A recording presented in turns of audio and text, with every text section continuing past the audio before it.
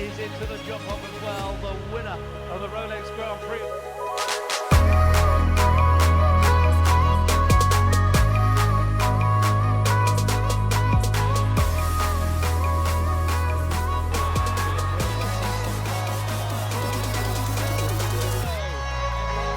Welcome to the Slam Show, the home of everything that defines the Rolex Grand Slam of show jumping.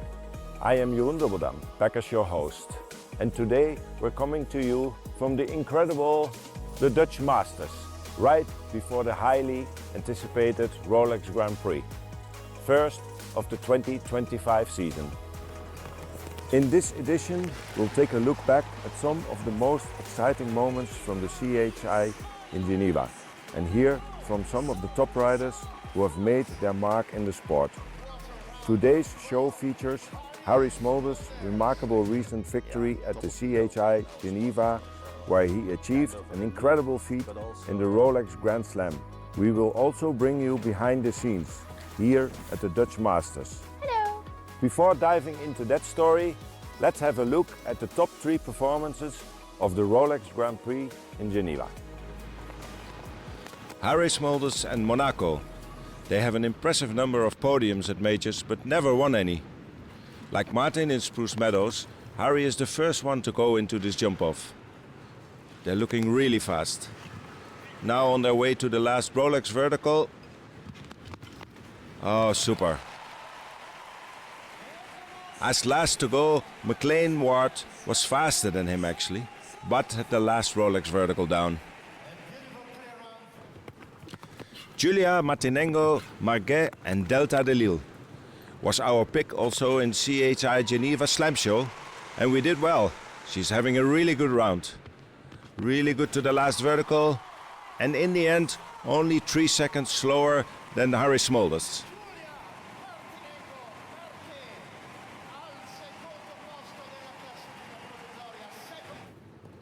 Gilles Thomas and Hermitage Cologne.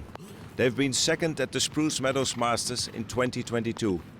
They go as 8 out of 10 into this thrilling jump-off. They're having a perfect round. Maybe in the end not fast enough, but beautiful round to watch. Fantastic rider with this fantastic horse, Hermitage Cologne. On their way to the last 2 fences, the Rolex Oxer and the last Rolex vertical. A beautiful jump. And they ended up being third in the end in this fantastic Rolex Grand Prix. And now we are going to have a chat with Harrie Smolders. Harrie, good to have you here. Congratulations, of course, on your victory at Rolex Grand Prix at Geneva. You've been competing many years already at the Rolex Grand Slam. Second, third, few times, several times on the podium. Now your victory in Geneva, can you describe this? To win one is very special. It gives you an incredible feeling to win a Grand Slam. Takes a little bit of pressure away. Now you've done it once and now you want to do it again. I guess so. This is something very special. I mean, this is top of the bill in our sport, of course. For me it was also kind of a relief, but also for my horse Monaco, I think, like you say, he has been so many times second in his life and in his career. He was a bit on his way to become a champion without title. Yeah. And I think now he gets the recognition he deserves. Yeah. And that felt like a weight off my shoulders. Yeah. Is he your best horse ever in your career? Can you say that? I had several. I mean, I think we do a bit short on the others if I say, but definitely Monaco is probably my best horse. What he did, the consistency he showed over the years, he's been important for the Dutch team. In World Cup finals, in Grand Prix, and like we say, it's enormous the amount of second places he had throughout his career. But then with this victory in the Rolex Grand Prix of Geneva under his belt, I think that felt for me definitely Crown. something that he should have on his list. So how do you feel now as a Rolex live contender? We're here at the Dutch Masters, home crowd, live contender. It's a super feeling. I mean, we know that the Dutch Masters is for us always a really special show. We came here already when we were in our childhood, and this is where we got the first time in touch with the international show jumping. And I think here we got inspired to become a show jumper. And then here as a live contender, I live close to this show. A lot of family, a lot of people that we know come here, and that is already special. And then as a live contender, it makes it unbelievable. Yeah, this will be very exciting. Very curious what's going to happen in the Rolex Grand Prix. So tell me, Harrie, outside you're competing, whenever you're not competing, that won't be so often, but whenever you're not competing, is there any other hobbies or sports that you follow or maybe do? I know you're a fan, or actually you were a good soccer player. You still follow soccer or other things? No, we follow definitely the soccer. Of course, we follow PSV Eindhoven, that is also a bit close to us, or the biggest club. But also Champions League. They're struggling a little bit at the moment. Yeah, at the moment against Arsenal maybe. And yeah, it's maybe a general question, but it's always nice for young riders or junior riders or young kids that start to ride to have some advice from a rider as you. What would you suggest? Yeah, I was just telling in another interview that like now we are at the age or that we have to inspire the next generations, and I think like often is my advice like I think you should at a younger age also teach other people, teach other riders, because you will become a better rider yourself. Mm-hmm. Yeah, 100%. Thank you so much, Harrie. You're an inspiring rider I think for everybody. We wish you the best of luck. Thank you for being here. Thank you very much. Thank you. So now let's have a look behind the scenes. There's a whole world behind the scenes. The world from the grooms. The grooms that travel with our horses to the shows all over the world. It's a world on its own. Let's have a look into one of the trucks of the grooms.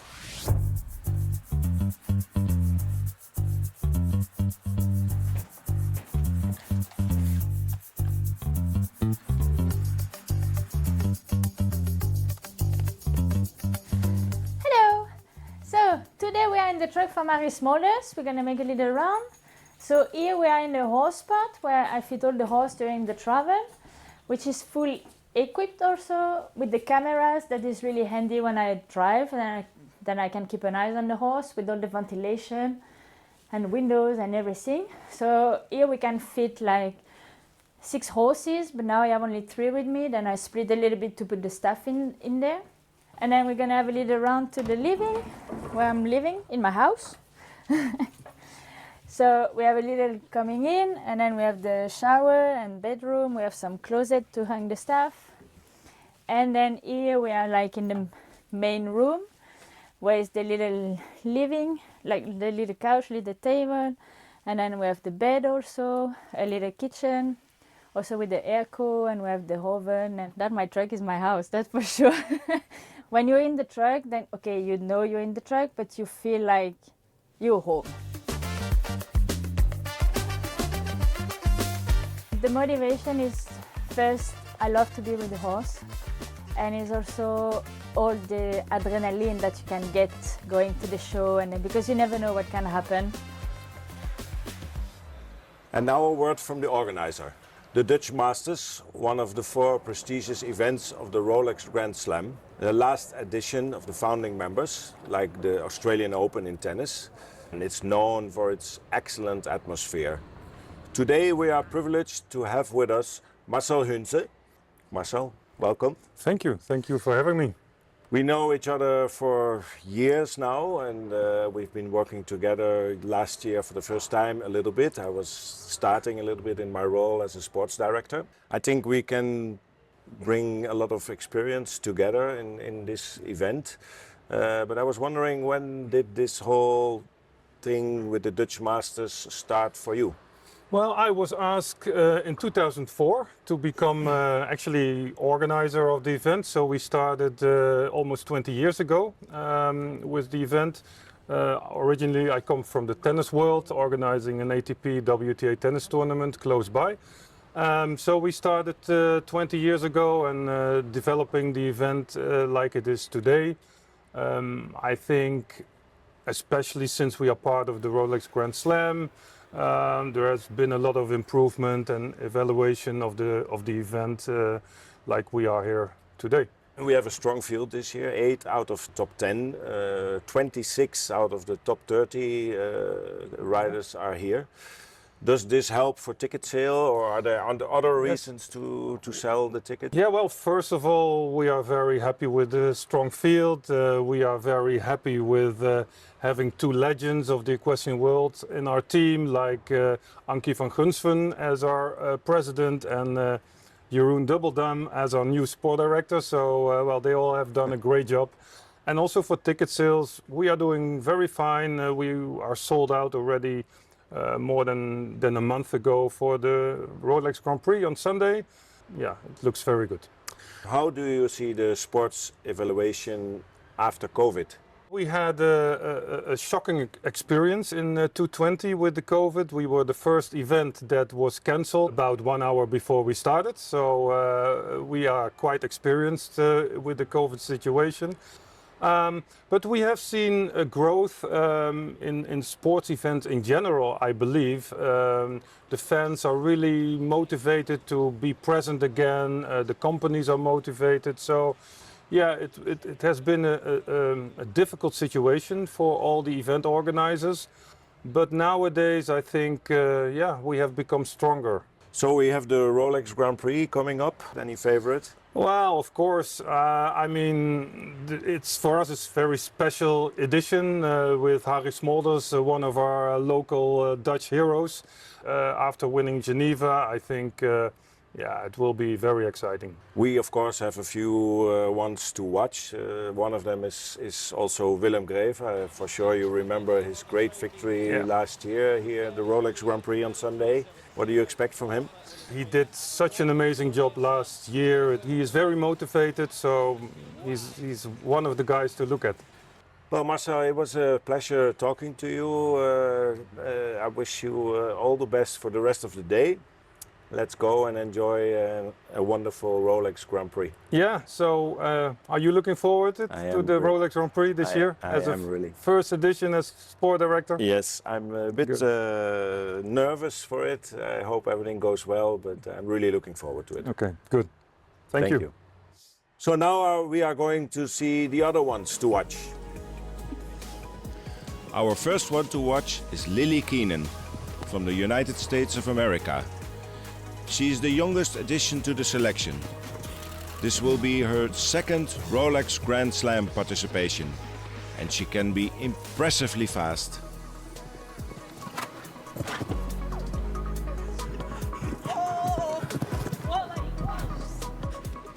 Our next one to watch is Ben Mayer, the former Olympic champion.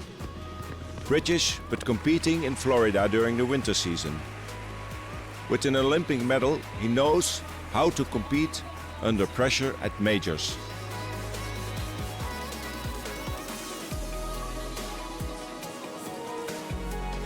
Our last one to watch is Kent Farrington, also from the United States of America. He's been winning several Grand Prix already this year in Florida and is in form. It is one of his first times here at the Dutch Masters. We know he's one of the fastest riders in the circuit. He traveled across the pond, and it will not be to eat a bossenbolle. As you can see, Lily Keenan is one of the riders to watch this weekend, and we're here now with Lily. Welcome, Lily. Nice to have you here. Thank you. Is this your first time here at the show? This is my first time at the Dutch Masters. Yeah, not my first Rolex Grand Slam, but my first time at the Dutch Masters. And how many times did you ever ride a Rolex Grand Slam? I've ridden in Spruce Meadows at the Masters 2 times, but this is really kind of the beginning of when I think I have a real shot. And what are your first impressions here at the Dutch Masters? You like it? I love it here. I love Really? it. Yeah, I love the big shows in Europe, but you just know when you walk in the place that it's so special, and I'm really excited to get going. More plans for more shows now this trip, or only the Dutch Masters? So right after this week, I go back to Florida and I do the League of Nations next week in Ocala. Then I do the final Rolex Grand Prix in America in Wellington, the U.S. Open. Of course. And then I'll come back here for Basel, and then a bit more in the summer. And what horses did you bring?